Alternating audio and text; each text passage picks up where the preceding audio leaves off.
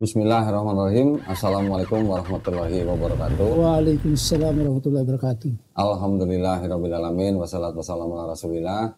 Senang sekali sekarang di depan saya ada Ustadz Sanihu Munir. Ya. Assalamualaikum Ustadz. Waalaikumsalam. Sehat ya Ustadz ya? Alhamdulillah, Alhamdulillah. sudah kenyang makan. Alhamdulillah sudah kenyang ya. Mau nambah Ustadz? Tidak. Ya. Alhamdulillah.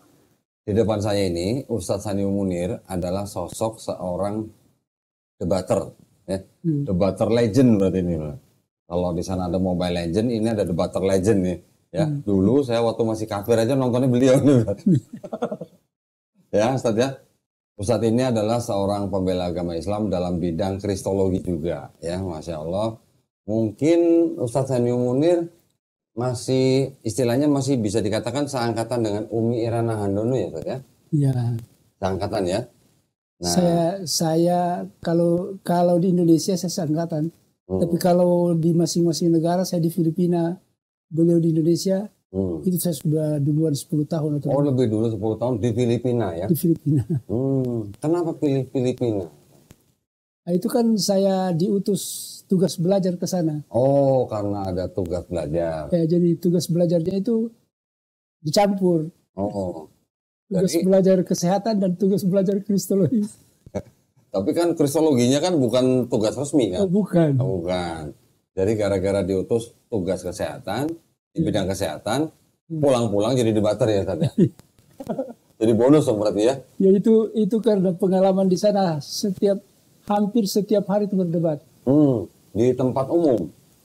Ya, di Luneta, di Rizal Park. Di taman berarti? Iya, taman.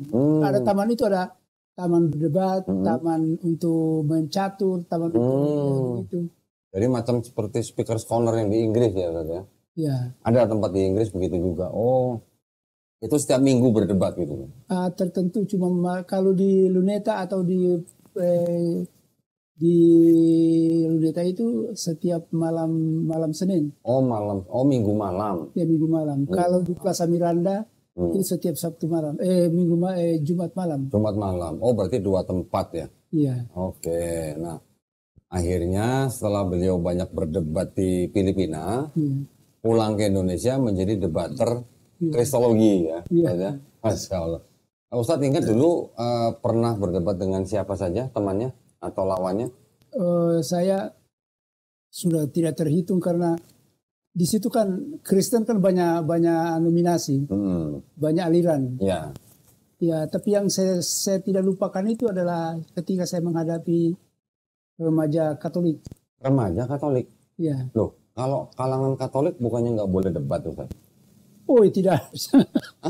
Di sana debat. Dia ini mana? Di Filipina? Di Filipina. Oh enggak, saya tanya yang di Indonesia.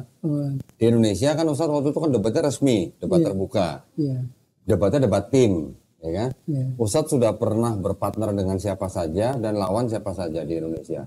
Ya, jadi kami itu masih kalau kita Islam, nanti lawannya itu terserah apakah Katolik atau bukan Protestan, Jehovah's Witness, Ada Jehovah's Witness juga? Iya lah. Oke. Terus kalau Ustadz Sanihu Munir ini, kan kita lihat ya kiprahnya beliau ini kan bukunya sabrek-abrek ya. Saya pernah minta sama Ustadz Sanihu Munir, boleh nggak bukunya saya beli gitu. Biar saya nggak repot nyari-nyari maksudnya. Belum boleh rupanya, Masya Allah. Rupanya beliau masih belajar ya. Dan ternyata beliau juga bukunya bukan buku yang kaleng-kaleng. Bukunya semuanya buku dari penulis-penulis hebat ya. Ya. Ada Profesor Barbara Thiering juga ya. Saya ingat nih, karena saya dulu nonton. Ya, beliau membahas tentang Profesor Barbara Thiering yang menulis tentang Jesus the Man ya kalau nggak salah ya. Yang ulasannya yang sangat penting dan spektakuler itu adalah bahwa Yesus tidak mati di salib. Yesus tidak mati di salib. Disalib tapi tidak mati. Oh, disalib tapi tidak mati. Terus kemudian ada juga Yesus menikah ya Ustaz ya. Ya. Jadi ya alhamdulillah mudah-mudahan malam ini nanti obrolan kita ya paling tidak bisa membawa manfaat buat kita semua lah ya. Kalau kemarin saya kedatangan bapak-bapak pakai jas seorang pendeta, malam ini ya pendeta sudahlah. Ya karena dari pesta. Saya panggilnya jadi pendeta sudahlah. Gitu. Malam ini kita kedatangan Ustadz Sanio Munir dengan jas juga, tapi beliau adalah seorang mujahid ya. Nah, saya nggak mau kalah karena saya nggak punya jas, jadi saya pakai jaket kulit aja gitu ya. Masya Allah. Jadi saya kesini itu saya kesasar. Kesasar gimana, Ustadz? Ya karena baru malam ini. Nah, sebenarnya saya tuh sudah pernah menghubungi Ustadz Sanio Munir. Itu kira-kira tahun berapa ya? Cukup lama, sekitar 4-5 tahun yang lalu, Ustadz. Ya. Saya waktu itu tidak menyangka kalau Ustadz Sanio Munir ternyata satu grup WhatsApp dengan saya. Ya, ketika kita baru-baru terjun ke grup debat di WhatsApp, ternyata ada grup Muslim. Saya satu grup sama Ustadz Sanio Munir. Waktu itu saya sempat hubungin beliau, saya ajak untuk podcast. Tapi kadarullah baru malam ini saya bisa podcast di studio Geraha Moalaf Jakarta. Ustadz Sanio Munir beberapa bulan yang lalu pernah datang ke Jakarta ketika saya ada kajian di sebuah masjid di daerah Rasuna Said ya saja. Datang ke sana kita sempat podcast. Alhamdulillah Ustadz Sanio Munir masih sehat-sehat, masih segar ya. Kita berharap masih banyak ilmu yang kita bisa korek dari Ustadz Sanio Munir ini. Nah, Masya Allah. Saya sekarang persilakan Ustadz Sanio Munir, kira-kira topik apa yang mau kita bicarain malam ini, Ustadz? Ya, topik apa saja, yang penting saya sudah tidak setajam dulu, artinya pembahasannya mungkin lebih umum. Lebih umum. Ya. Tapi Ustadz masih ini ya, monitor ya, perdebatan itu masih monitor ya? Oh, saya itu juga saya kurang darah karena jarang tidur. Kurang darah. Karena debatnya itu terjadi malam-malam. Kurang darah, jarang tidur karena nonton debat online. Waduh, bahaya dong. Nggak boleh sampai pagi saat nonton debatnya. Nggak bagus juga buat kesehatan kita ya. Nah, jadi satu hal yang penting, saya itu menonton untuk melihat di mana yang kurang, di mana yang apa itu saya. Dan saya WA itu orangnya. Termasuk saya juga di WA sama Ustadz Sanio Munir. Ya, ketika saya debat, Ustadz Sanio Munir melengkapi apa yang menurut beliau bisa ditambahkan sebagai senjata kita ya, Masya Allah. Jadi alhamdulillah kita sesama muslim, kita saling melengkapi supaya kita sama-sama mendapatkan pahala dan diteguhkan kedudukan kita sebagai pembela Islam.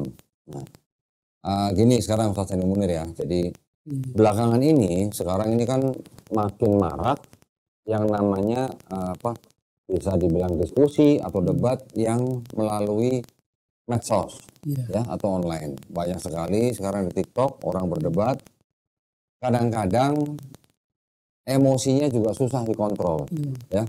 Terus kemudian kata-katanya jadi kadang-kadang suka keluar jalur. Nah, menurut Ustadz bagaimana? Sebaiknya bagaimana? 2 hari lalu atau 3 hari lalu saya menonton ada pendebat Kristen yang menghina Nabi Muhammad.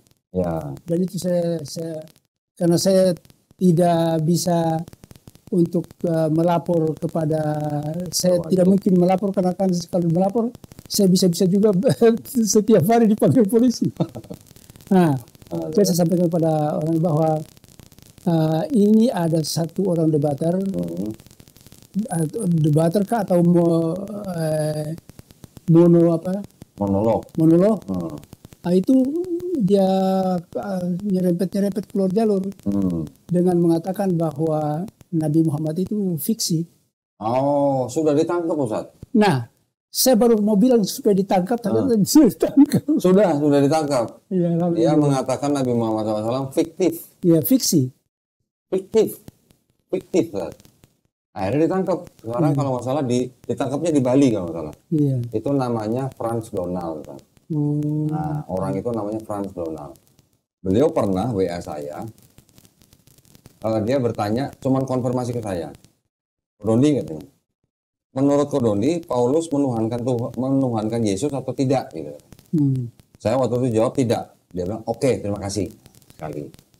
Kedua kali, dia waktu itu WA saya juga berbicara mengenai kelahiran Nabi Isa alaihissalam.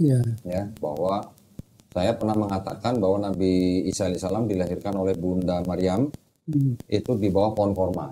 Nah, dia tidak terima katanya. mana ayatnya? Lahir di bawah pohon korma. Nah, saya bilang itu ayatnya sudah jelas bahwa Bunda Maryam disuruh menggoncangkan batang korma supaya turun makanan, ya kan? Ya memang di situ. Kalau kita baca konteksnya, ya memang lahir di situ. Tidak disebutkan lahir di mana-mana selain di bawah pohon korma. Itu tidak terima. Jadi saya berdebat tapi hanya lewat WhatsApp. Oh ternyata saya pikir, oh ini ternyata orang juga masih menyerang Islam. Karena dulu sebelumnya dia pernah juga terkena kasus yang sama dan juga pernah dipenjara. Saya lihat dari berita, ternyata sudah pernah dipenjara juga. Sudah pernah dipenjara. Nah rupanya dia tidak tidak kapok gitu ya. Akhirnya sekarang dia tersandung kasus yang kedua berarti ini, yang saya tahu ya. Sudah ditangkap Ustaz. Nah. Saya begitu saya dengarkan itu dia punya kupasan, wah ini sudah calon-calon penjara ini. Awur ya. Dan ternyata betul. Setelah saya buka besoknya sudah ditangkap. Nah, jadi kita sebagai umat Islam, ketika kita menonton video-video dari orang di luar Islam yang menyinggung-nyinggung Islam, terus kemudian sampai menyerang pribadi daripada junjungan kita boleh marah, tapi jangan sampai lepas kendali. Artinya di Indonesia adalah negara hukum, kita jangan mudah terpancing main hakim sendiri ya Ustaz ya. Jadi kalau main hakim nggak boleh sendiri Ustaz ya, harus rame-rame itu. Enggak, bercanda ya.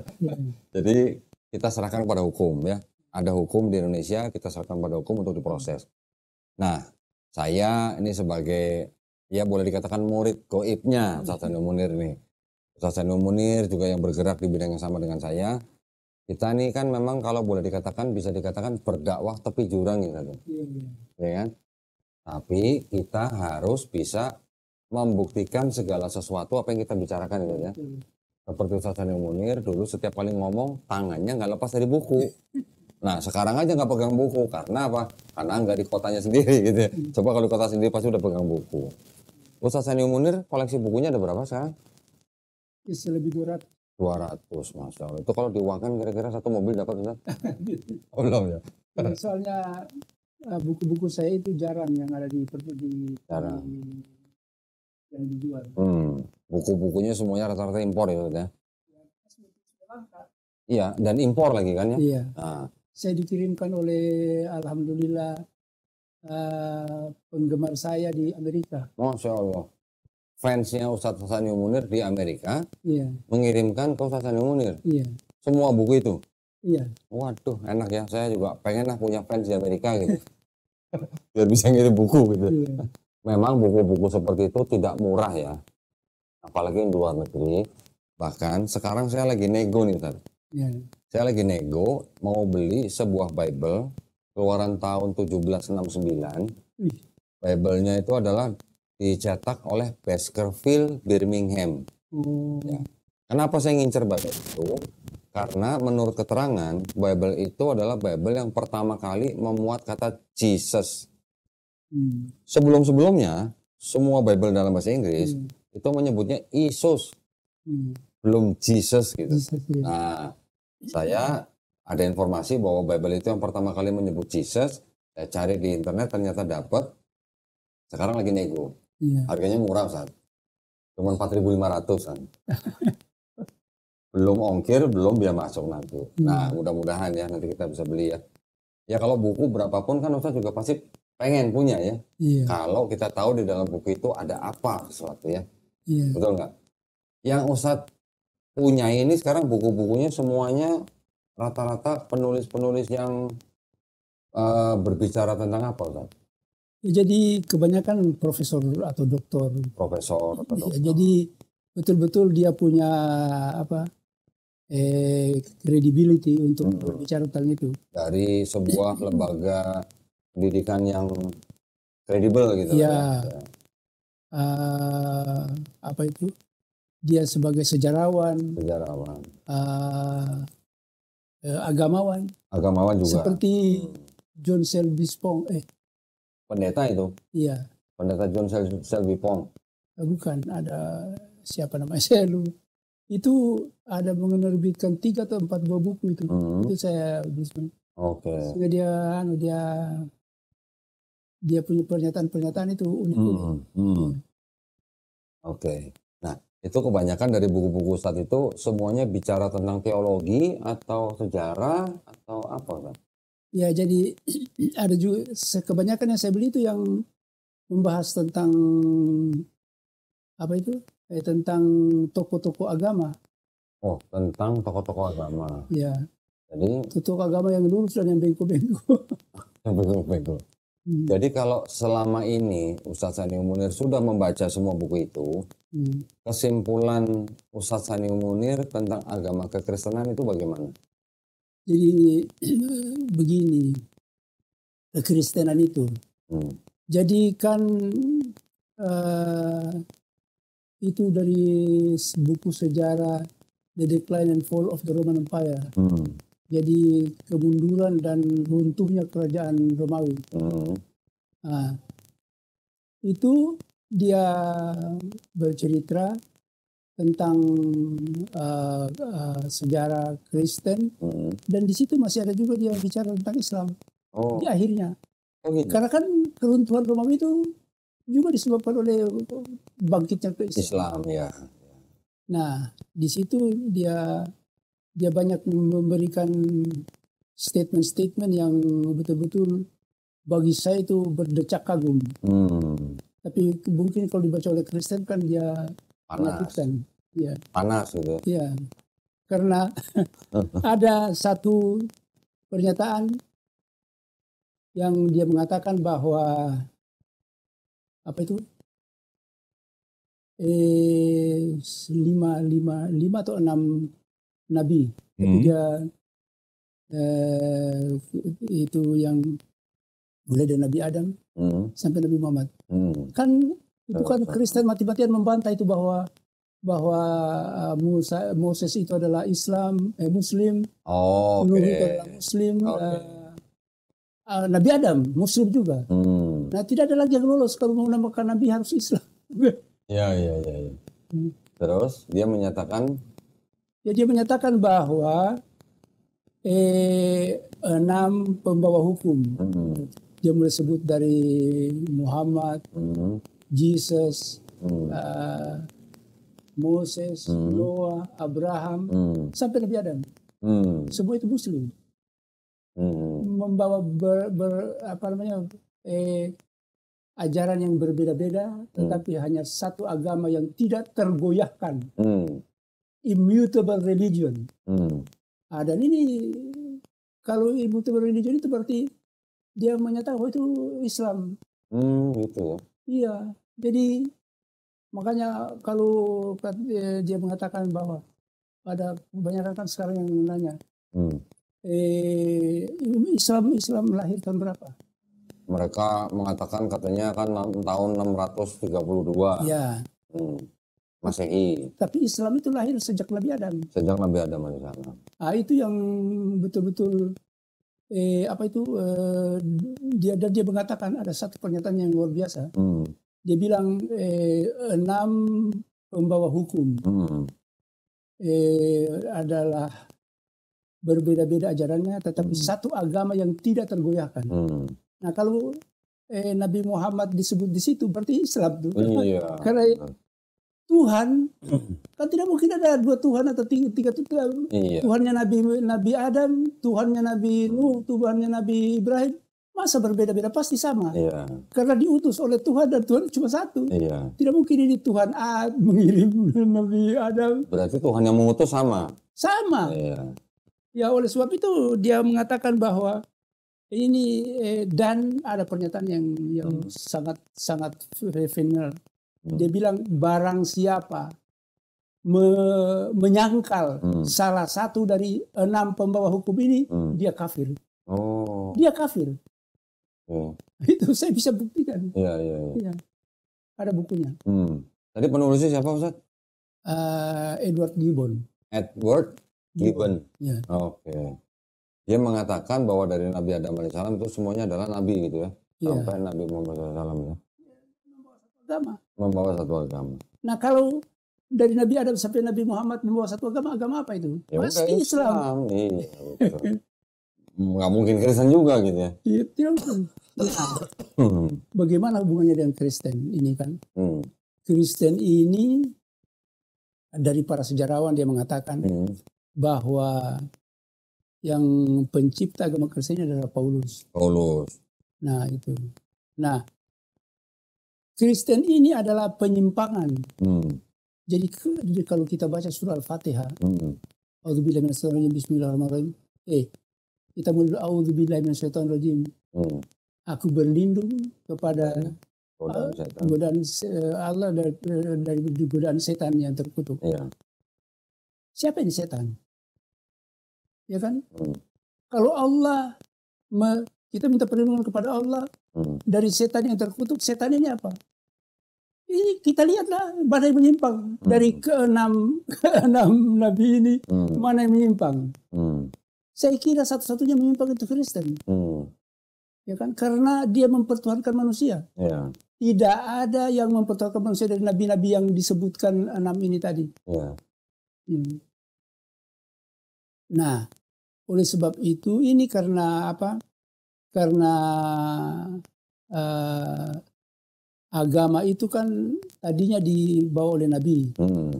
Nah, sekarang agama Kristen ini dibawa oleh Nabi juga, tetapi Nabinya dibunuh, Nabinya disingkirkan.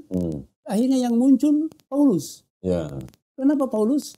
Karena agama dunia. Nah, inilah jadi yang kan penentu apa namanya, kebenaran dan kesesatan itu kan ditentukan oleh gereja. Nah, itu. Nah, makanya inilah yang dia menyimpang. Nah, kalau Nabi Musa kan dia membawakan Taurat. Dan Taurat itu diusahakan dijaga keberaniannya. Itu. Nah, kalau Bible ini yang sudah apa itu orang beberapa pendeta atau apa kan dia berbicara bahwa ada 6.000 apa kesalahan. Ada pendeta siapa yang itu pendeta siapa? Jonathan Purnomo. Jonathan Purnomo itu 6.577 kesalahan. Tapi ternyata itu bukan penelitian dia itu. Dia hanya mengutip dari penelitian orang lain. Saya ada bukunya. Ada bukunya saya. Itulah. Nah, jadi maksud saya dari terbentuknya Kristen sampai penyimpangan apa yang dilakukan dari pandangan Islam ataupun dari pandangan Yahudi, Ustadz Sanio Munir yang sudah punya sekitar 200 buku itu, kesimpulannya jadi adalah Kristen penciptanya adalah Paulus ya, bukan Yesus ya. Bukan. Nah, kalau gereja yang sekarang, gereja yang kita bisa lihat, apakah ini juga murni mengikuti ajaran Paulus? Atau ada juga yang disimpang-simpangkan lagi? Ya, ada juga yang menyatakan bahwa ajaran Paulus itu tidak benar. Orang Kristen? Iya. Terus? Ya seperti tentang Trinitas kan? Trinitas kan itu akhirnya, walaupun Trinitas itu bukan Paulus yang karena Paulus berkonsentrasi kepada mempertuhankan Yesus. Jadi Trinitasnya sendiri itu juga hasil inovasi yang di luar ajaran Paulus sebenarnya. Iya, karena itu diambil dari ajaran Platonis. Platonis. Saya ada buku tulisan daripada Santo Agustin. Nah, itu di Santo Agustin itulah yang dia menyatakan ajaran penyembah berhala. Jadi yang agama Kristen ini ajaran penyembah berhala. Sacred Scripture and Pagan Philosophy. Itu dari Saint Augustine. Ya, jadi apa namanya, kitab suci dan ajaran penyembah berhala. Sacred Scripture and itu salah satu judul babnya. Itu dari Saint Augustine. Nah, belum lagi nanti dari Bapak Gereja Justin Martyr. Dia menulis buku The First and Second Analogies yang ditujukan kepada Kaisar Romawi dan anggota Senat. Dan juga kepada 2 orang filosofi yang merupakan salah satu adalah anaknya dia sendiri. Yang mengatakan di terjemahannya tuh kira-kira begini. And when we say also about the word, ya, who is firstborn of God, that born without sexual union, Jesus Christ, our teacher, that crucified and died and then rose again and ascended into heaven, we propound. Nah, artinya ini Justin Martyr ngomong nih, we propound nothing different than what you believe and those who you esteem as sons of Jupiter. Justin Martyr yang ngomong. Jadi Yesus dianggap tidak ada bedanya dengan putra-putra Jupiter. Berarti kalau tadi Ustadz bilang Platonisme, ada paganisme. Nah, selain paganisme, apa lagi Ustadz? Agama misteri. Agama misteri. Agama misteri ini berarti masuk yang paganisme juga Ustadz? Iyalah.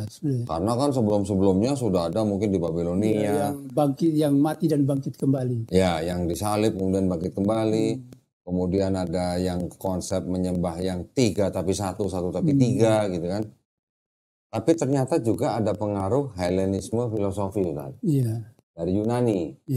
Di Yunani ada Helenisme, ada dewa Zeus yang bisa punya anak, Perseus, Hercules dan sebagainya. Justin Martyr juga mengakui itu tidak ada bedanya dengan Perseus. Perseus adalah anaknya dewa Zeus gitu. Nah, berarti kita sekarang mengetahui bahwa Kristen mengadopsi ya 3 ajaran. Pertama Platonisme, kemudian paganisme Romawi, ketiga adalah Helenisme Yunani. Saya ada sebuah Bible Ustaz, namanya New American Bible. Di ayat John 1:1, in the beginning was the word and the word was with God and the word was God, itu ternyata mengadopsi filosofi Helenistik. Yang nulis Bible itu sendiri gitu, bukan saya. Ada tambahan nggak? Yang Nah, pasti Ustaz punya bahannya sebenarnya. Dulu kita sudah sedikit pernah singgung tuh waktu kita podcast melalui Zoom itu kalau mengenai apa ini? Yang mengenai Yohanes 1:1. Oh, mengenai Yohanes 1:1. Itu ada salah satu tapi yang saya tidak bawa yang mengatakan bahwa ini bukan ajaran yang baru, tetapi itu sudah diperkenalkan oleh para pemimpin gereja sebelumnya. Yang sebelumnya sudah ada ya. Nah, saya ingin memperlihatkan 2 buku Ustaz. Ya Ustaz ya. Gak mau kalah, jadi saya harus bersaing dengan Ustaz Sanyo Munir.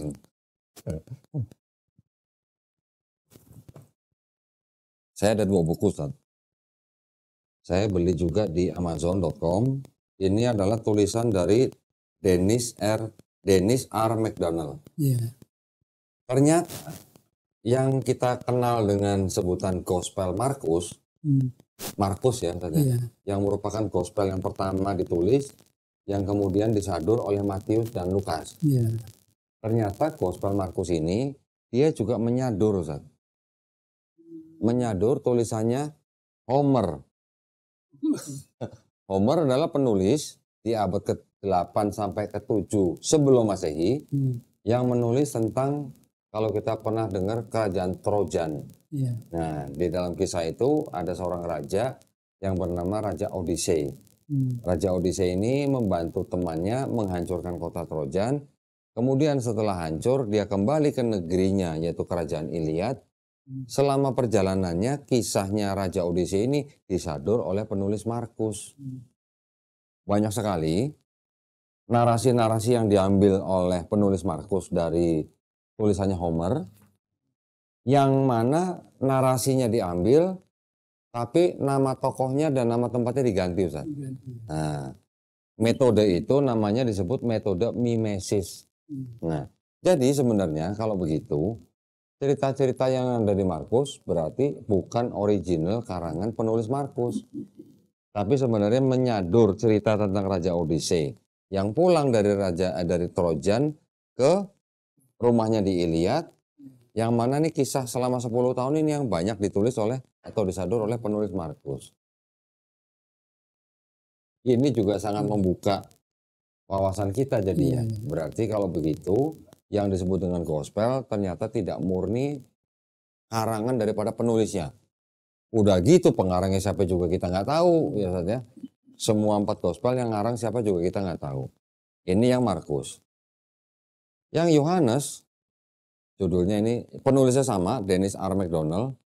Judulnya The Dionysian Gospel, The Fourth Gospel and Euripides. Jadi ternyata penulis Gospel Yohanes menyadur tulisannya Euripides tentang siapa? Tentang Dionysus, anak dewa Zeus. Jadi itu salah satu buku saya itu, saya lupa tadi namanya. Dia mengatakan bahwa the Gospel of John, Injil Yohanes, itu dia mengatakan bahwa apa itu? Itu saya lupa. Ya, memang banyak yang berkomentar, bahkan dari kalangan Kristen sendiri, bahwa kan tulisannya Gospel Yohanes ini kan memang tidak sama. Jadi dia bilang bahwa Injil Yohanes itu adalah klaim kebenaran dari ajaran yang salah. Klaim kebenaran dari ajaran yang salah. Iya. Seperti paradoks jadinya ya. Iya, jadi dia mengatakan bahwa Injil Yohanes itu adalah ajaran yang salah. Dan memang Injil Yohanes ini kan dia muncul sendiri sebagai Injil yang unik, karena menyimpang dari ketiga yang sebelumnya. Gaya bahasanya sama sekali berbeda dengan Gospel sinoptik ya saja. Sinoptik Gospel. Matius, Markus, Lukas. Ya. Kalau yang sinoptik bisa disebut sinoptik karena ternyata yang penulis Matius dan penulis Lukas menyadur dari Markus. Ternyata Markus menyadur dari Homer. Yang Yohanes bahasanya beda sendiri dengan sinoptik. Ternyata yang penulis Yohanes menyadur dari Euripides. Cerita tentang Dionysus, anak dewa Zeus. Berarti apa yang ada di dalam benak penulis Yohanes itu mencoba menyamakan Yesus sebagai yang disebut mungkin anak Allah dengan Dionysus, anak dewa Zeus. Sekarang kenapa Yesus ini diagungkan begitu luar biasa? Tahu? Silakan, Pak. Karena dia mati dan bangkit kembali. Tapi itulah Paulus mati-matian. Pokoknya ini harus jadi Tuhan karena dia mati dan bangkit kembali. Harus jadi. Itulah ajaran agama misteri. Iya, betul. Berarti tidak ada bedanya dengan Dewa Horus. Tidak ada bedanya dengan Krishna. Makanya di dalam salah satu video saya itu, saya mengatakan ini Kristen ini mengais-ngais ajaran-ajaran dewa-dewa. Itu baru kemudian diklaimlah sebagai ajaran. Sebentar Ustaz, saya tunjukin yang tadi saya bicarakan, Bible yang New American Bible.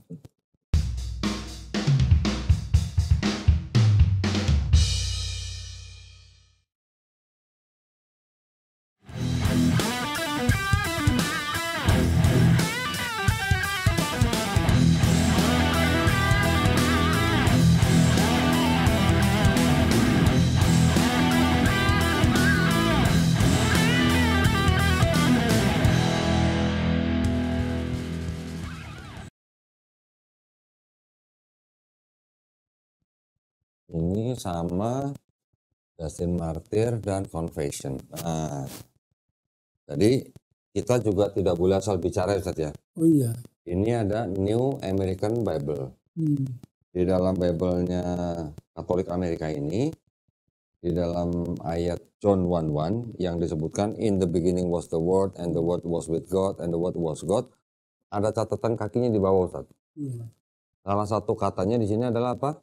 Hellenistic filosofi. Nah ya, nanti kita akan tampilkan di sini supaya penonton juga bisa melihat ya. Terus kemudian tadi yang sebutkan Justin Martyr. Justin Martyr menulis First and Second Apologies. Tadi saya sebutnya analogis. Yang benar apologis ya, mohon maaf ya. Buku ini atau surat ini ditulis ditujukan kepada, di sini ada tulisannya ini, to the emperor Titus Aelius Adrianus Antoninus Pius Augustus Caesar. Panjang bener namanya ya. Semuanya us.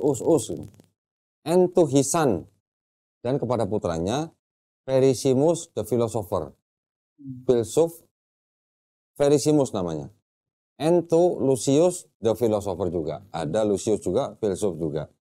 Nah, di dalam bukunya Justin Martyr ini, di dalam chapter ke-21, ya, Analogies to the History of Christ. Saya bacakan, nanti para pemirsa juga bisa lihat di layar.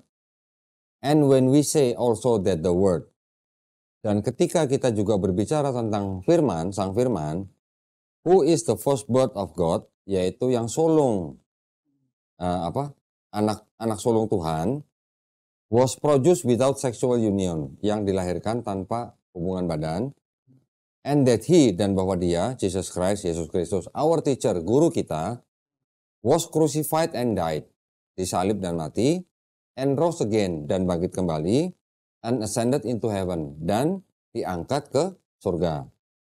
We propound nothing different from what you believe regarding those whom you esteem sons of Jupiter. Kami menyatakan atau kami mengemukakan tidak ada yang berbeda dari apa yang kalian percayai mengenai mereka yang kalian hormati, putra-putra Jupiter. Satu lagi, ada kalimat begini, and if we even affirm that he was born of a virgin, accept this in common with what you accept of Perseus. Jadi, dan jika kita bahkan menegaskan bahwa dia lahir dari seorang perawan, maka terimalah ini sama seperti dengan apa yang kalian terima sebagai Perseus. Perseus anak dewa Zeus. Nah ya, jadi di sini Justin Martyr mencoba membuat sebuah perbandingan dengan tokoh Yesus ini yang dianggap sama dengan apa yang orang-orang Romawi percayai dan hormati, yaitu putra-putra Jupiter. Jadi para pemimpin gereja itu kan dari ajaran penyembah berhala, lalu masuk Kristen. Terus media tanpa sadar atau mungkin kita tidak terlalu perhatikan, dia bawa juga ajaran penyembah berhala ke dalam jadi Kristen. Saya pernah membaca, Ustaz, kira-kira tahun 305 Raja Ptolemy di Mesir mengangkat dewa Serapis menjadi Tuhan yang harus sembah oleh orang Mesir. Bangun kuilnya, ada lambang salibnya, seperti yang salib seperti yang sekarang kita lihat, tapi di atasnya seperti P gitu, atau bulatan gitu. 305 dewa Serapis diangkat sebagai Tuhan. 325 Masehi Yesus diangkat sebagai Tuhan.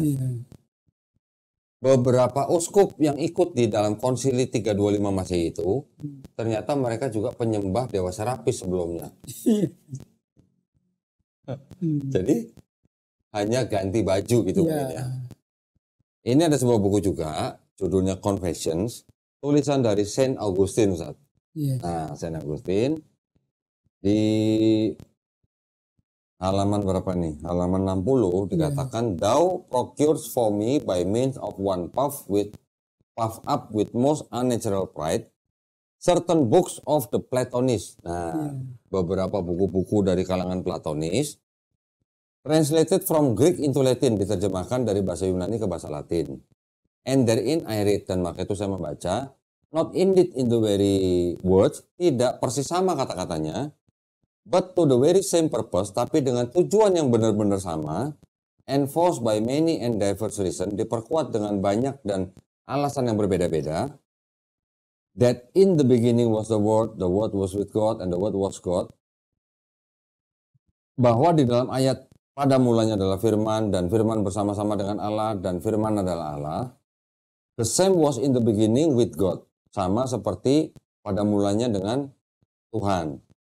Nah, ini terusan ayatnya. Berarti di sini Santo Augustine mengakui bahwa kalimat di dalam John 1:1 atau Yohanes 1:1 itu berasal dari kalangan Platonis. Saya bukunya sudah butek itu yang Confession of Saint Augustine. Mungkin suatu udah hafal ya dulu ya zaman dulu ya. Jadi ya memang begitu. Nah, mungkin ada Ustadz mau tambahin tentang terbentuknya agama Kristen ini dulu bagaimana? Silakan Ustadz. Jadi ini terbentuknya agama Kristen. Ini pekerjaannya apa itu? Paulus. Simon Magus. Oh, Simon Magus. Simon Magus. Oke, terus. Ya kalau saya salah. Dan ini juga pekerjaannya Paulus. Jadi begini, ketika Yesus ini sudah ditangkap, ini kita berbicara tentang sejarah dulu dari buku-buku ya. Ditangkap, kemudian disalib. Tetapi kan konco-konconya itu yang bersepakat untuk menyelamatkan Yesus. Nah, itulah yang diberikan minum asam anggur asam itu. Anggur sukanya. Ya. Dan di kain kafan yang membungkusnya itu sudah diselipkan itu mir dan alum. Diselipkan apa? Mir dan alum. Mir dan alum. Yaitu untuk obat supaya dia tidur. Bukan, dia sadar kembali. Oh, gitu. Jadi itu obatnya itu obat-obat yang untuk luka-lukanya apa segala macam sehingga dia cepat sembuh. Di antaranya Maria Magdalena kan hari kedua atau hari ketiga itu. Hari ketiga. Dia bawa juga itu obat-obatan untuk mengobatinya. Rempah-rempah. Jadi ini kan kuburan kan dijaga sama tentara Romawi. Dijaga sama tentara Romawi, pokoknya tidak boleh ada dekat-dekat di situ. Tetapi ternyata karena ini kuburan miliknya siapa tadi saya bilang? Simon. Akhirnya kuburan itu kan dia tahu jalan masuknya dari bagian lain. Yang dijaga ini pintu gerbangnya. Depannya. Di blok dengan batu. Iya. Ternyata di dalam sudah beroperasi ini yang mengobati, yang mengurus dan sebagainya. Oh gitu. Ya. Akhirnya sebelum hari Minggu itu dia sudah lolos. Lolos. Jadi sebenarnya itu tulisan siapa Ustaz? Barbara Tering. Barbara Tering. Iya. Jadi Yesus ketika di dalam kubur sebenarnya dirawat nih dalam tanda kutip ya. Iya. Dirawat oleh orang yang punya kubur itu. Iya. Ya. Simon siapa tadi? Simon Magus. Simon Magus. Karena mungkin ada jalan rahasia. Iya. Yang ke dalam kubur Yesus itu. Iya. Jadi makanya ketika hari ketiga Yesus sudah nggak ada. Ya tapi kan tidak boleh dia juga kan tidak boleh mengumumkan atau apa segala macam, dia juga merahasiakan itu. Iya. Karena kalau didengar sama tentara Romawi bisa disalib kembali. Lah, terus kalau begitu yang membuka pintu batu itu siapa? Yang membuka pintu batu. Menurut Barbara Tering. Itu kan sudah tidak ada Yesus baru dibuka itu batu. Ketika Yesus nggak ada, ya sudah diselamatkan. Iya. Nah, yang membuka batu itu siapa Ustaz? Ya, tentara Romawi atau? Ya lingkaran satu daripada. Lingkaran satu. Ya daripada ini teman-temannya Simon Magus dan teman-teman. Jadi jangan-jangan Yesusnya sebenarnya keluar lewat jalan rahasia punya kubur itu ya? Iya. Oke.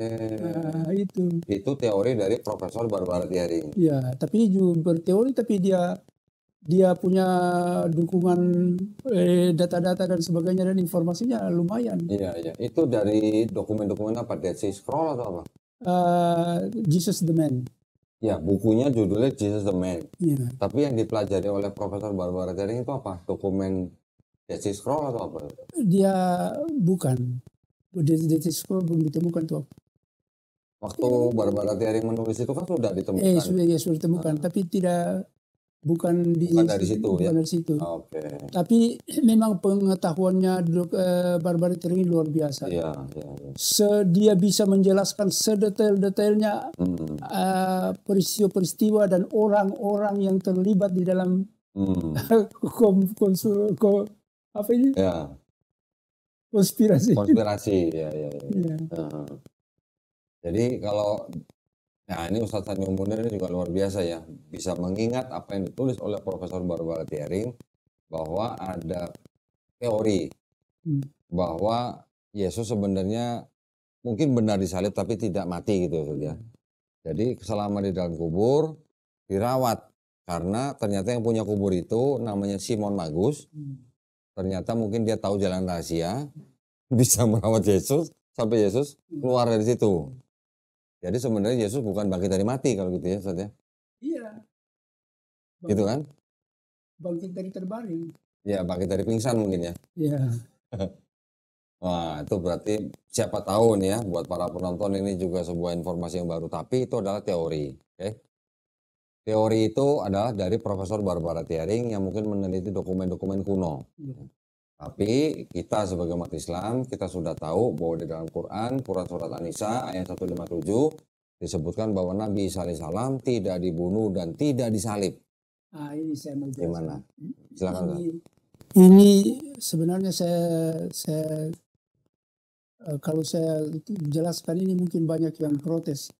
Karena ketika konspirasi ini kalau saya bawakan, kalau ada orang tanya, saya jawab itu banyak saya diserang. Ya karena wa qaulihim inna qatalnal masih Isa ibnu Maryam Rasulullah wa ma qataluhu wa ma salabuhu. Jadi kami telah membunuh Isa putra Maryam. Kata orang Yahudi. Ya Rasulullah. Tetapi mereka tidak membunuhnya, tidak menyalibnya, hanya yang diserupakan. Walakin syubiha lahum. Ya, jadi begini. Ini mungkin baru ini cerita. Wa qaulihim inna qatalnal masih kami membunuh Isa putra Maryam. Jadi itu konspirasi untuk bukan konspirasi, dan rencana untuk membunuh dengan cara disalib. Tetapi Al-Quran membantah wa ma qataluhu wa ma salabuhu. Dia tidak disalib dan dia tidak dibunuh. Tetapi kan ada alternatif lain dari wa ma qataluhu wa ma salabuhu. Dia tidak mati di tiang salib dan dia tidak dibunuh. Karena kalau apa namanya? Apa itu? Kalau umpamanya disalib tapi tidak dibunuh, itu kan bukan penyaliban, tapi salib-saliban saja. Kalau disalib kan harus mati. Mereka qauli bina qatal masih Isa ibnu Maryam Rasulullah wa ma qataluhu wa ma salabuhu. Mereka dia tidak mati disalib dan dia tidak dibunuh.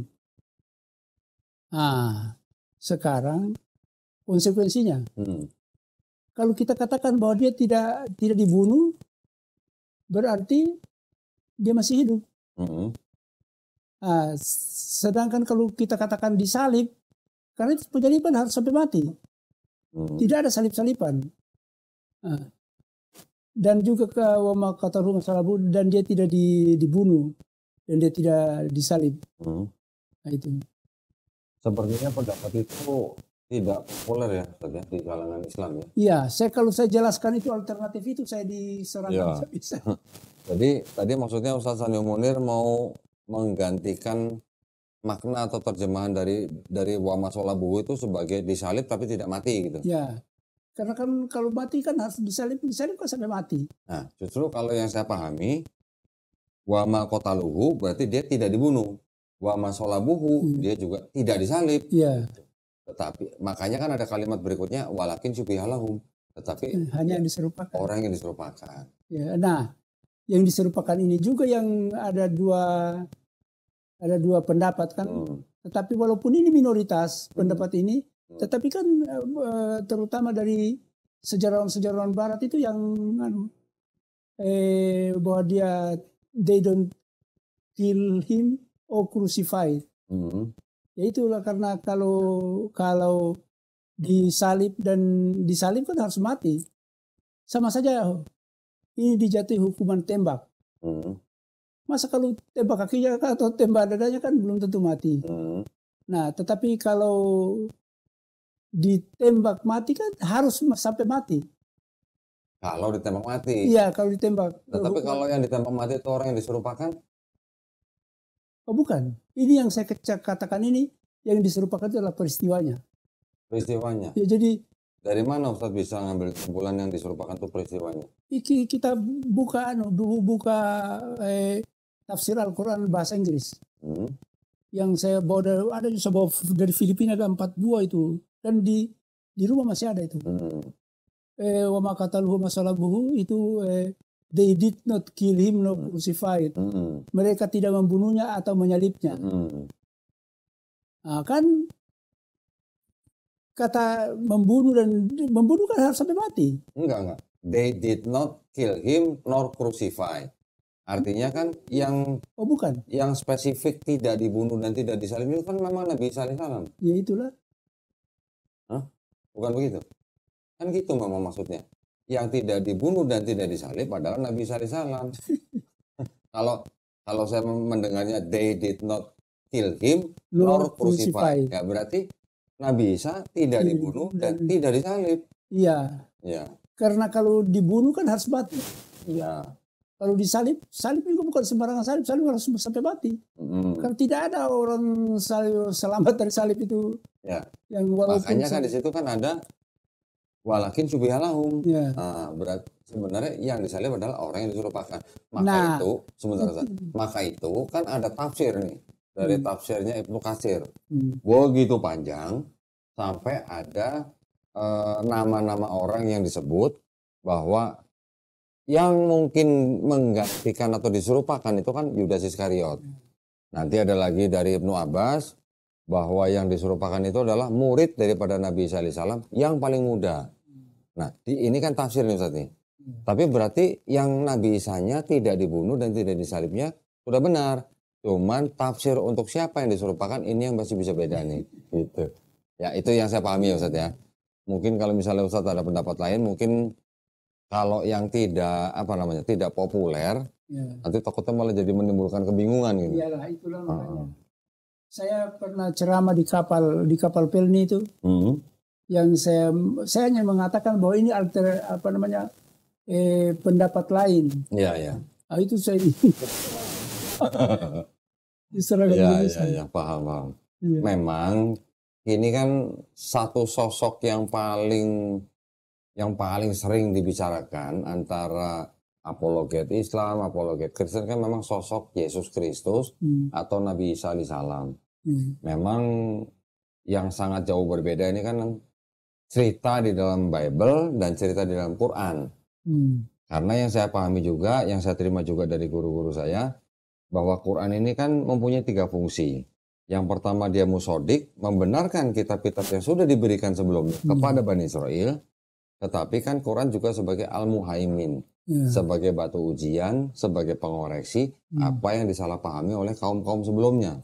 Terakhir, Quran juga sebagai al-mubayyin, yang menjelaskan apa yang disalahpahami berikutnya. Yang dikoreksi ini kan banyak sebenarnya Ustaz. Tidak cuma tentang Yesus saja. Di Bible yang bikin patung sapi untuk disembah disembah bangsa Israel, Nabi Harun alaihissalam. Dikoreksi di Quran menjadi siapa? Samiri. Belum lagi nanti ada Nabi Lut yang di Bible diceritakan menghamili 2 anak perempuannya sendiri.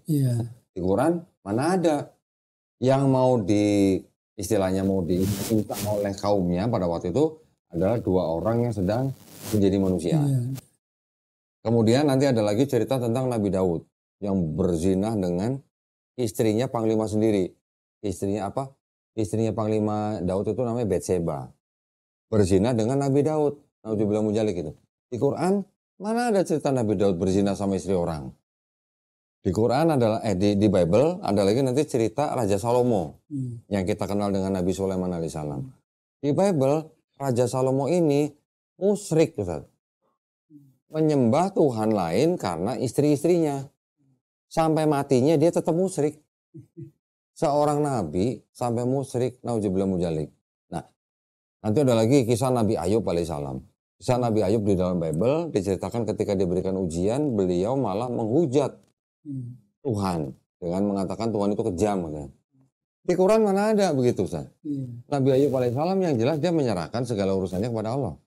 Nah, hal-hal seperti inilah yang dikoreksi oleh Quran, terus kemudian dijadikan sebagai bahan pelajaran dan pengingat buat kita semua gitu.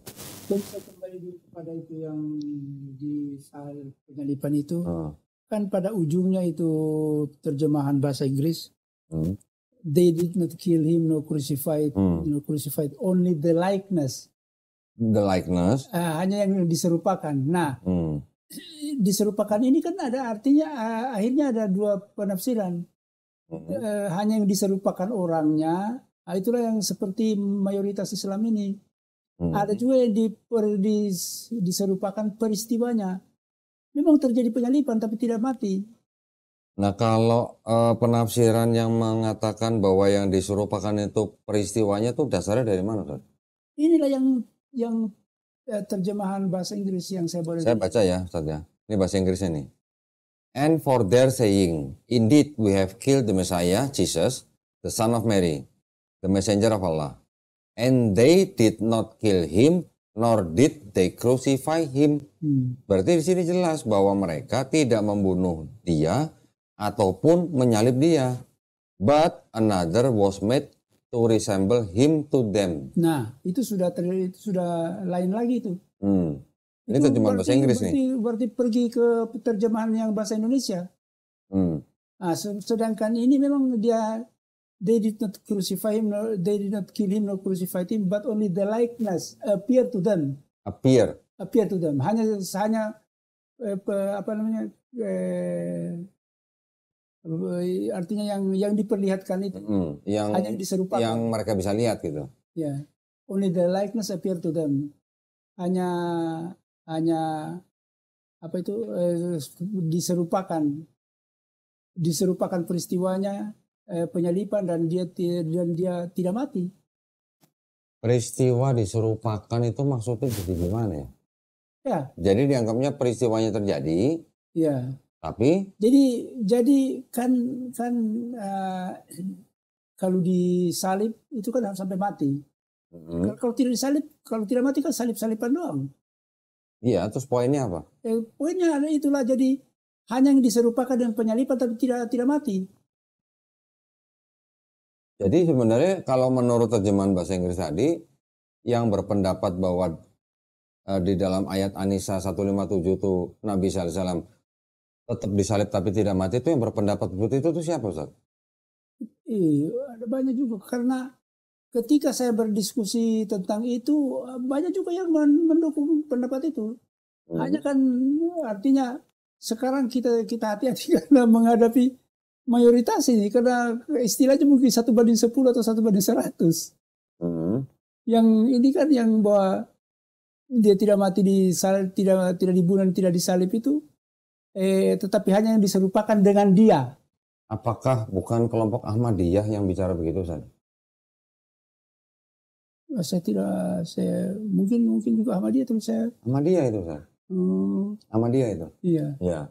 Tetapi inilah yang terjemahan Yusuf Ali. Yusuf Ali, terjemahannya mungkin terjemahannya tidak salah, tapi orang yang membaca dan memahaminya itu berbeda. Sehingga ketika dia memahaminya berbeda, dia menimbulkan kelompok yang namanya Ahmadiyah. Ya, itu. Ketuanya Mirza Ghulam. Mirza Ghulam Ahmad. Yang mengaku sebagai Nabi ke-26. Iya. Nah, kalau dia memahami seperti itu, apalagi sampai mengaku sebagai Nabi ke-26, sudah pasti kelompok itu tidak boleh kita ikutin kan, Ustaz? Iya. Karena kita kan semuanya tahu bahwa Nabi Muhammad SAW adalah khataman Nabi.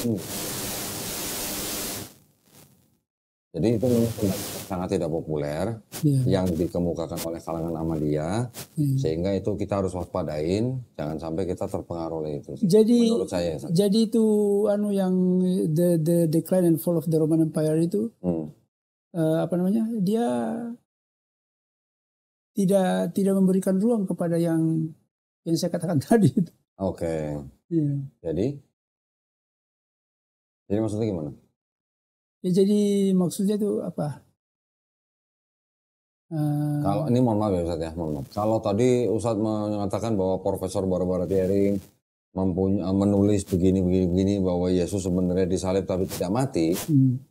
Terus kemudian apa namanya beliau berdasarkan dokumen-dokumen yang ditemukan, misalnya dokumen-dokumen lama, kan kita juga harus berpikir gini Ustadz, mohon maaf Ustadz.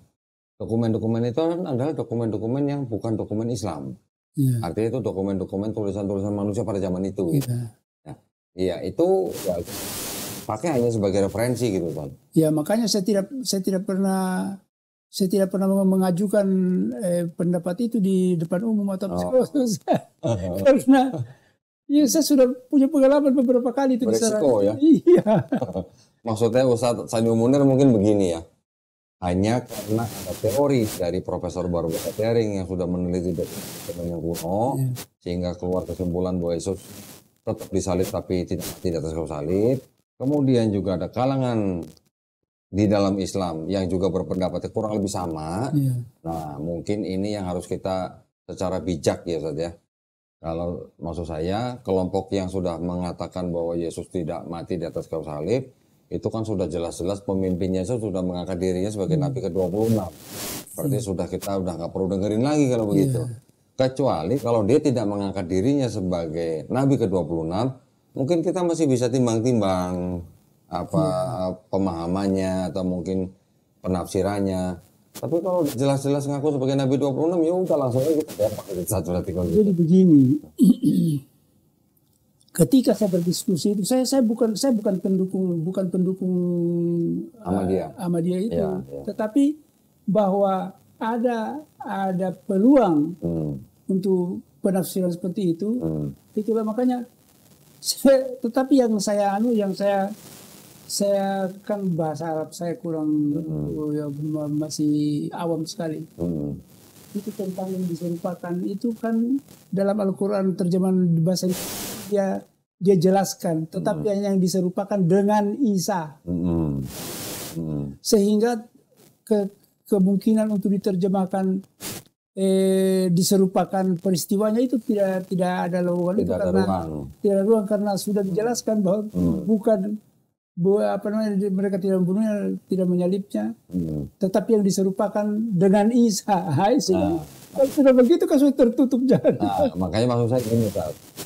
Karena ada tafsir dari Ibnu Katsir yang begitu panjang, dan di dalam tafsirnya Ibnu Katsir itu menyebutkan dua orang yang berbeda. Yang pertama Yudas Iskariot, yang pertama murid Nabi yang paling muda. Berarti maksud saya gini, kita menerima nggak tafsirnya? Kalau masih ada upaya untuk mengatakan bahwa yang diserupakan itu adalah peristiwanya, bukan orangnya, berarti sama dengan kata lain kita menolak tafsirnya Ibnu Katsir. Kan begitu? Ya, makanya kan kita sudah menyingkirkan nih tafsirnya Ibnu Katsir kalau ada upaya mengatakan bahwa itu yang diserupakan adalah peristiwanya bukan orangnya. Jadi saya bukan pendukung yang diserupakan dan peristiwanya. Oke. Tetapi bahwa ada kelompok atau ada orang-orang yang masih menganut pendapat itu. Iya. Hanya saya berapa kali pengalaman saya paham. Berarti sebenarnya Ustadz Sanyo Munir bukan mengikuti pendapat bahwa yang diserupakan itu peristiwanya, ya. Tetapi menurut Ustadz Sanyo Munir bahwa memang ada di dalam kelompok Islam sendiri yang mengemukakan teori bahwa Nabi sallallahu alaihi wasallam tetap disalib tapi tidak mati di atas kayu salib, gitu ya. Nah, makanya bahwa tafsiran ini ada ruang karena hanya diserupakan. Tetapi kan di dalam terjemahan bahasa Indonesia kan diserupakan dengan Isa. Nah, sudah tertutup itu kemungkinan yang lain. Enggak, sebenarnya kalau menurut saya sih Ustadz ini, kalau namanya itu kan yang orang diserupakan itu kan memang tidak jelas-jelas menyebutkan siapa dan atau peristiwa apa. Tapi dari tafsir Ibnu Katsir jelas bahwa yang diserupakan itu orangnya, bukan peristiwanya. Gitu ya, saya terpaksa harus menyerah karena kan saya bukan pakar bahasa Arab. Iya. Saya juga dulu pernah mendengar seperti itu, dan saya juga kenal orang Islam yang juga mengikuti pandangan seperti yang Ustaz Sanyo Munir tadi sebutkan. Menurut dia itu yang diserupakan adalah peristiwanya. Oke, saya bilang, kalau mau begitu berarti kamu menolak tafsir Ibnu Katsir. Ya memang dia tolak, ya sudah. Kalau saya mengikuti yang tafsir Ibnu Katsir, berarti yang disuruhkan orangnya bukan peristiwanya, sudah. Tapi maksud saya kan begini Ustaz. Artinya sesama Islam, kalau kita memang sudah berbeda akidah dalam hal ini gitu ya, ya sudah, bukan berarti kita harus kafir gitu. Nanti dulu gitu maksudnya. Ya, karena belum tentu juga orang yang tadi mengatakan bahwa yang disuruhkan itu peristiwanya juga otomatis dia orang Ahmadiyah, belum tentu juga. Di luar Ahmadiyah juga ada ternyata yang begitu. Kan apa namanya? Mungkin ada juga tokoh-tokoh atau tokoh sejarawan yang berpendapat seperti itu, tapi mungkin karena itu minoritas atau tidak populer, ya sudah. Iya. Mungkin masing-masing pihak juga punya alasan masing-masing berdasarkan ayat-ayat yang lain mungkin, ya kan? Ya udah, itu mah kita tinggalin aja Ustaz. Kalau memang Ustaz tidak mengikuti yang peristiwa, ya sudah, kita berarti sama-sama satu pandangan berarti ya. Ya. Terus selain itu, menurut Ustaz lagi, dari segala pengalaman debatnya Ustaz Sanio Munir ini, apa yang mungkin yang Ustaz paling ingat gitu dalam peristiwa debat-debat lintas agama seperti itu? Itu yang saya paling ingat, itu debat pertama saya di Manila. Oh, yang di Manila? Iya. Itu perorangan atau tim? Perorangan. Jadi berkeliling-keliling lain, lalu kemudian ini Katolik, siapa yang mau lawan? Oke. Oh, jadi ada promotornya Ustaz? Atau wasitnya gitu? Iya. Jadi kita mendaftar nih. Pada waktu itu saya punya senior dalam ilmu, bukan senior dalam usia. Karena dia pendeta yang masih muda. Oh, terus dia convert atau bagaimana? Dia revert? Revert. Oke. Nah, saya punya jam terbang berdebat barangkali ada 4.000 atau 3.000 atau 4.000 jam di Manila.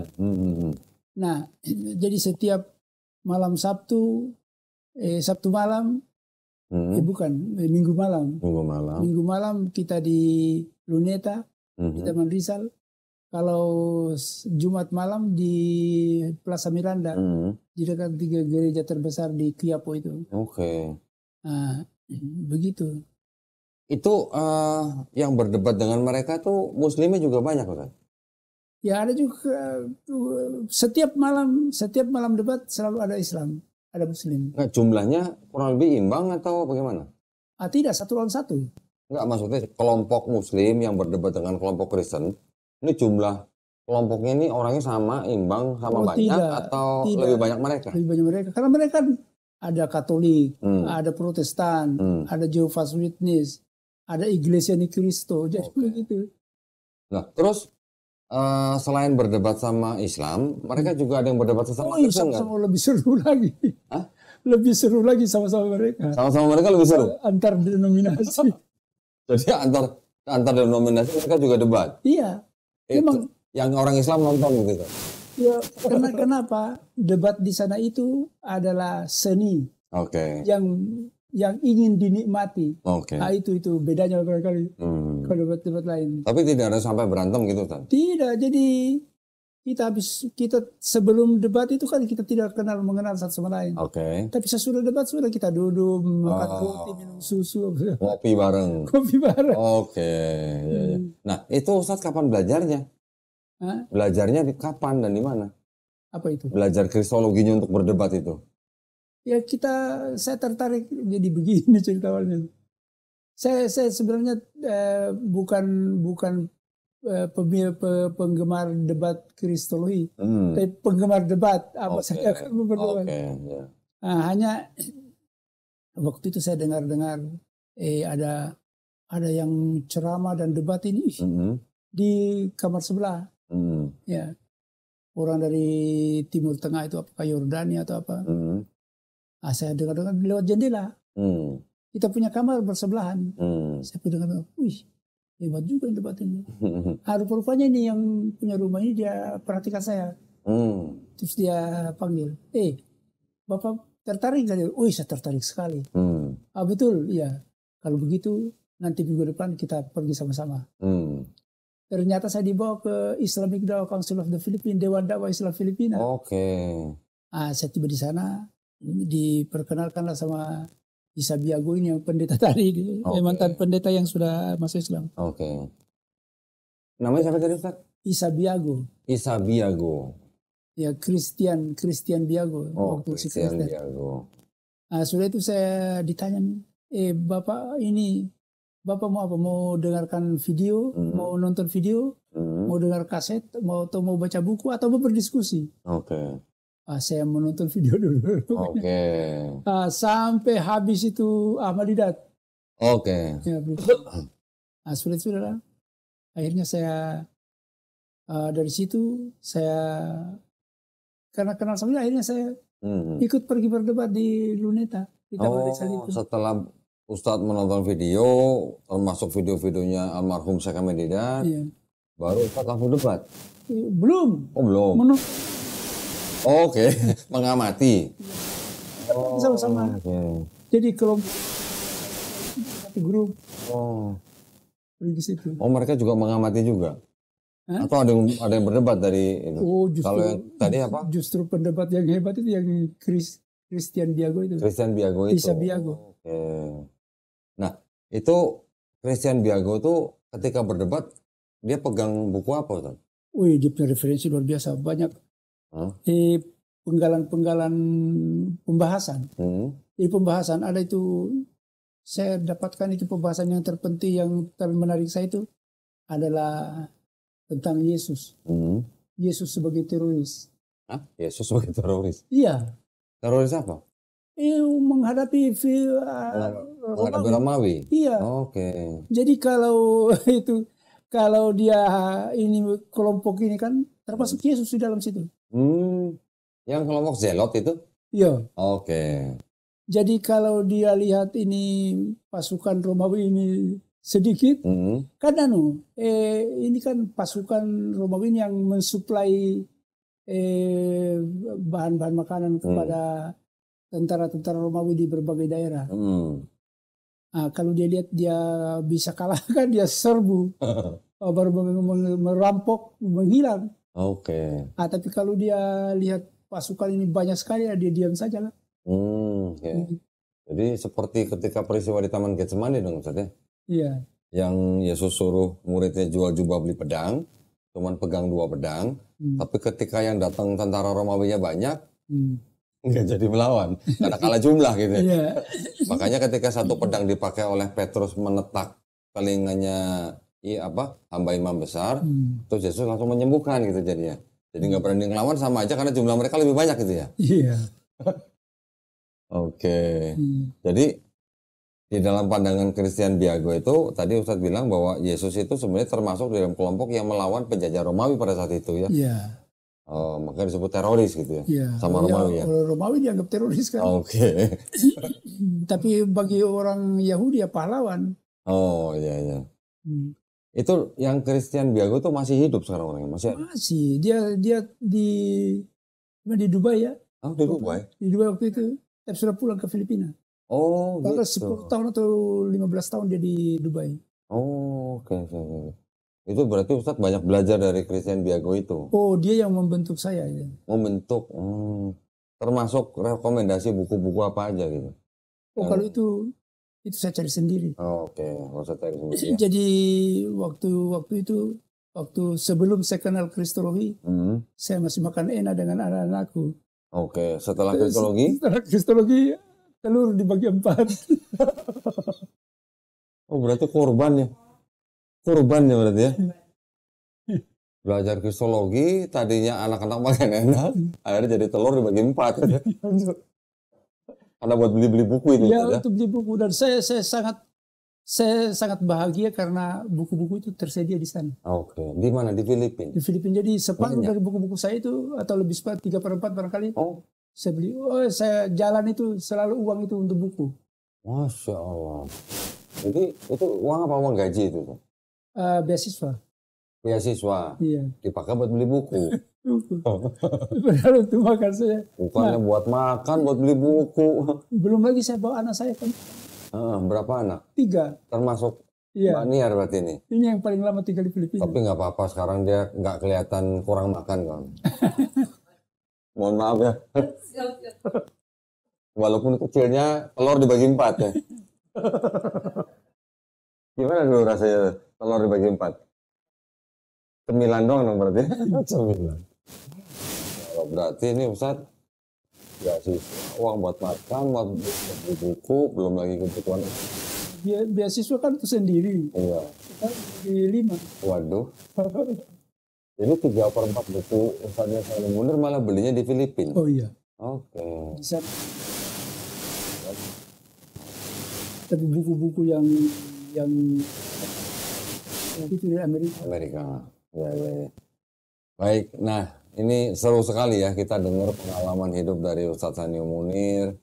Tadi dari dikirim ke Filipina karena tugas kesehatan, dalam bidang kesehatan ya Ustadz ya. Pulang-pulang selain sebagai bidas kesehatan juga sebagai kristolog ternyata.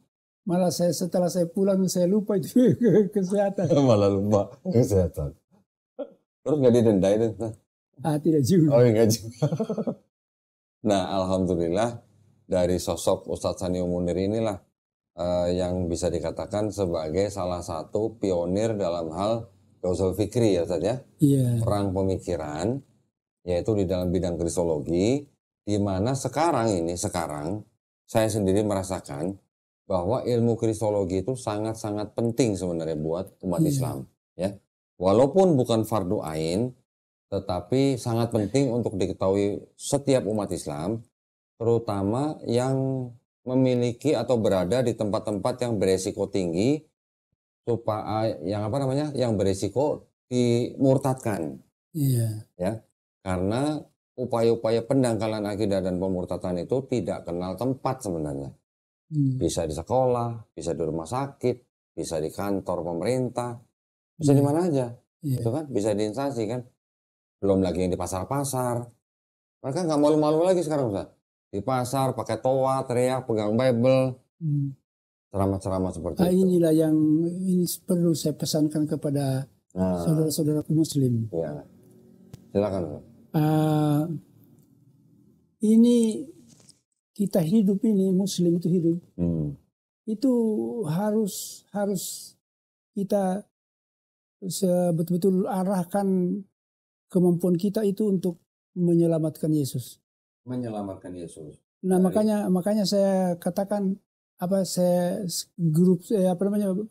saya itu saya beri judul menyelamatkan juru selamat. Menyelamatkan juru selamat. Kayak ini orang paling menderita itu Yesus. Iya, juru selamat perlu diselamatkan gitu. Perlu diselamatkan. Nah, tolong jelasin Ustaz, diselamatkannya dari apa? Dari fitnah atau dari apa? Itu Yesus itu sekarang yang paling menderita hidupnya. Kenapa? Dia tidak pernah mengatakan bahwa saya Tuhan, kok ikut Tuhan. Ya berarti difitnah ya Ustaz ya? Iya fitnah. Oke. Yesus bilang di Matius 5:17, jangan kamu menyangka aku datang untuk membatalkan hukum Taurat. Paulus bilang di Roma 5:12, Yesus yang mati sebagai manusia itu di atas kayu salib membatalkan hukum Taurat. Nah itulah. Berarti Yesus difitnah ya Ustaz? Iya. Oh, jadi itu juru selamat yang harus diselamatkan. Iya, jadi Ya. Ada lagi Ustaz pesan-pesan buat kita umat Islam yang mungkin terjun di bidang perdebatan gitu? Jadi jangan ragu-ragu untuk berdakwah kristologi. Sekali lagi jangan ragu-ragu berdakwah pada kristologi karena yang kita hadapi ini adalah orang yang tersesat. Nah, teman-teman ya, jangan ragu-ragu berdakwah kristologi. Ya. Karena yang kita hadapi adalah orang-orang yang tersesat. Iya. Apalagi Ustaz? Jadi itu kemudian kita harus menyelamatkan Yesus. Menyelamatkan juru selamat ya.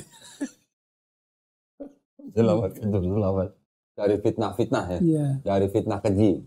Dia nggak pernah ngaku Tuhan, kok dia Tuhan, kok disembah jadi Tuhan gitu. Jadi kesempatan untuk menambang pahala. Pahala ya. kesempatan untuk menambah pahala adalah dengan meluruskan pandangan tentang Yesus yang dikeliru. Ya, membela Yesus, meluruskan pandangan yang keliru tentang Yesus. Ya.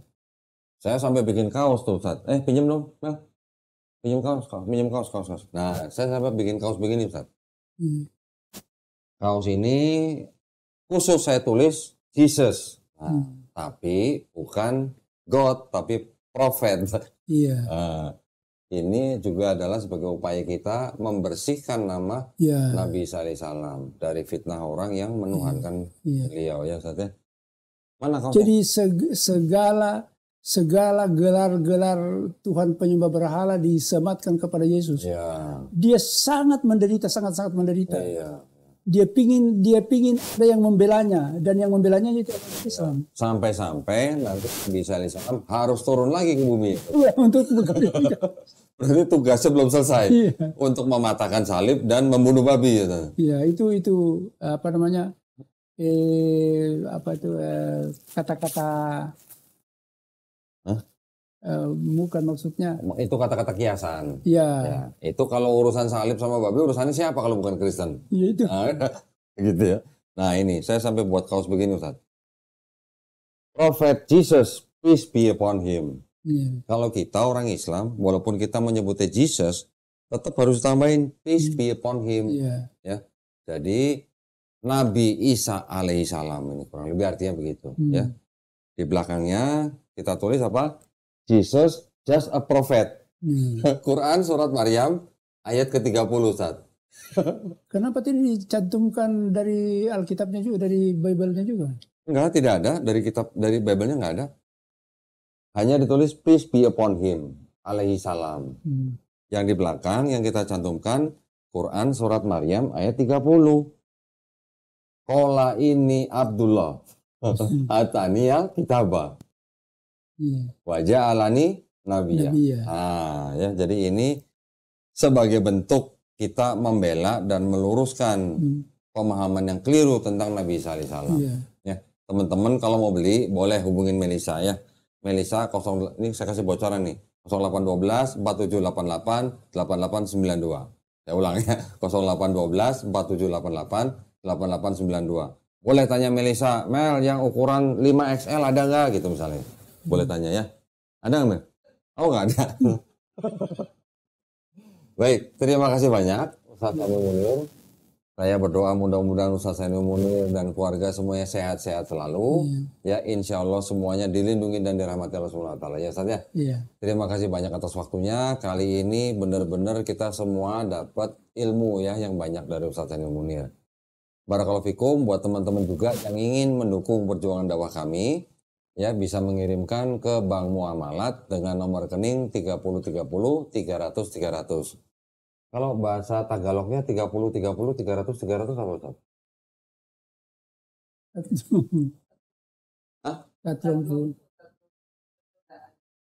Gak jelas ya.